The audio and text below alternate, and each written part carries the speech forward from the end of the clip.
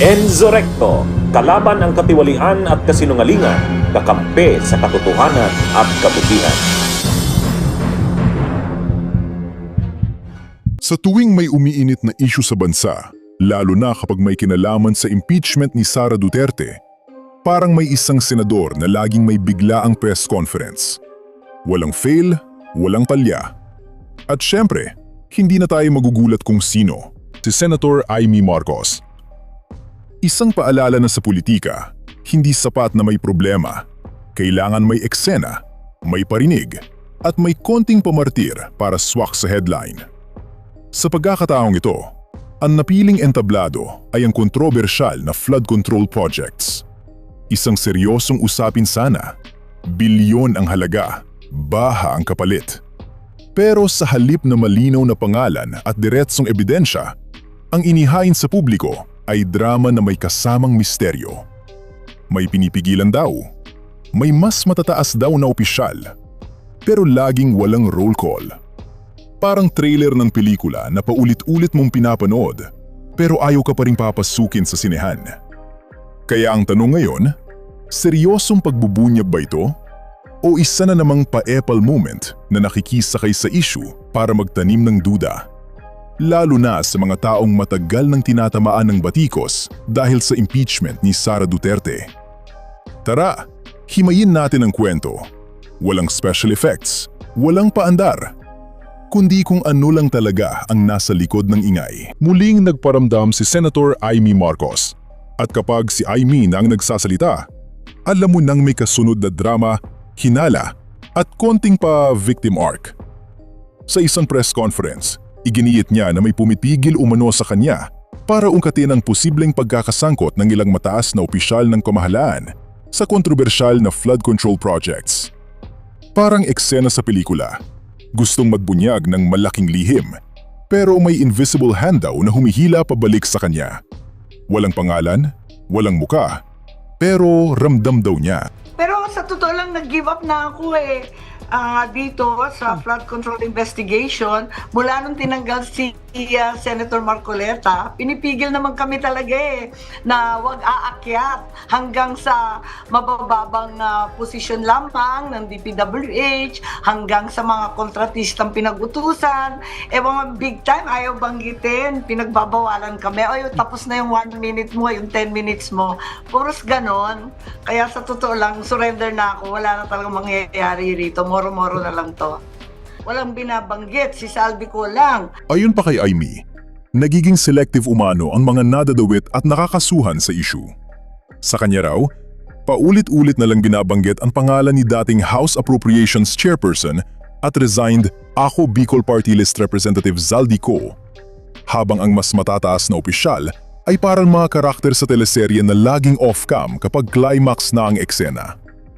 Kumbaga sa bingo, isa lang daw ang binubunot na bola, kahit ang dami pang laman ng drum.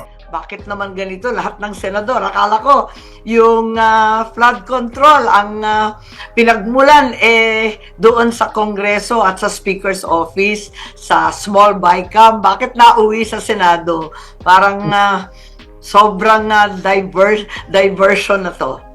Totoo lang, nag-give up na ako dito sa flood control investigation. Mula nung tinanggal si Senator Marcoleta, pinipigil naman kami talaga na wag aakyat hanggang sa mabababang posisyon lamang ng DPWH, hanggang sa mga kontratistang pinag-utusan. Mga big time, ayaw banggitin, pinagbabawalan kami. Tapos na yung 1 minute mo, yung 10 minutes mo. Puros ganon. Kaya sa totoo lang, surrender na ako. Wala na talagang mangyayari rito. Moro-moro na lang to. Ang tanong lang ng publiko, kung talagang may mas malalaking pangalan, nasaan ang resibo? Kasi sa investigasyon, hindi pwedeng trust me bro level ang ebidensya. Hindi ito chismisan sa kanto na pwedeng idaan sa kilay at buntot ng mata. Kung may alam ka, ilabas mo. Kung wala, huwag kang magtis na parang trailer ng pelikulang walang showing date. Hindi rin nagpatumpik-tumpik si Senate President Vicente Tito Soto III sa pagsagot. Diretsahan niyang sinabi na walang sinumang tinipigilan sa Senado, kahit magsalita, magtanong, o maghalungkat. Ayon kay Soto, Imbento lang ang alegasyong may nagbablock dahil kung meron mang lugar na mahilig sa mahabang talumpati at walang preno sa salita, Senado na yon. Walang mute button, walang direktor na sumisigaw ng cut. Samantala, mas piniling maging kalmado ni Senator Panfilo Ping Lacson, chairperson ng Senate Blue Ribbon Committee. Sa halip na pumatol, sinabi niyang bilang respeto sa mga senador ng ika-20 Kongreso at sa mga staff ng komite, hindi na lang niya sasabayan ang ingay. Tinawag niya ang mga pahayag ni Aimee bilang unfair, hindi totoo, at walang basehan. Parang akusasyong ibinato sa hangin na umaasang may tatama. Sa investigasyon daw kasi, hindi sapat ang paandar. Kailangan ng bahla. At ang bahla ay ebidensya, hindi hugot. Sa bandang huli, mahirap hindi mag-isip kung ang tunay bang pakay ng lahat ng parinig na ito ay ang flood control projects. O kung isa lang itong bitour papunta sa ibang target. Kasi kung mapapansin, tuwing umiinit ang usapan tungkol sa impeachment ni Sara Duterte, bigla ring may side quest na ganito. May mas mataas daw na opisyal, may pinipigilan, pero laging walang pinapangalanan. Parang gusto lang ipahiwatig kung sino-sino ang dapat pagdudahan, lalo na yung mga kilalang nagpasimuno o sumuporta sa impeachment. Kung tutuusin, mas mukha tuloy itong paepal na drama kaysa seryosong pagbubunyag. Tipong may press con, may soundbite, may konting pamartir.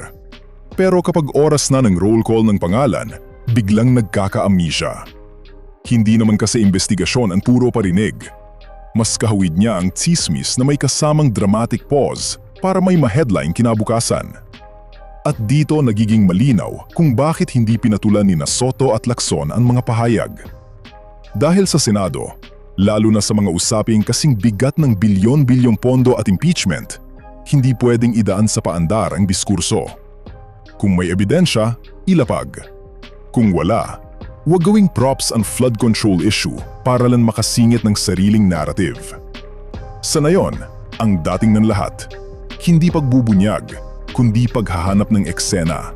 At sa larong ito, mukhang alam na ng publiko kung sino ang gustong magpabida. Bunyog, bunyog, halikan na kasama ka. Bunyog, kapag buklod ay may pag-asa. Luzon, Visayas, Mindanao, isa ang pananaw. Sa bagong Pilipinas ang bunyog isisigaw. Bunyog, bunyog.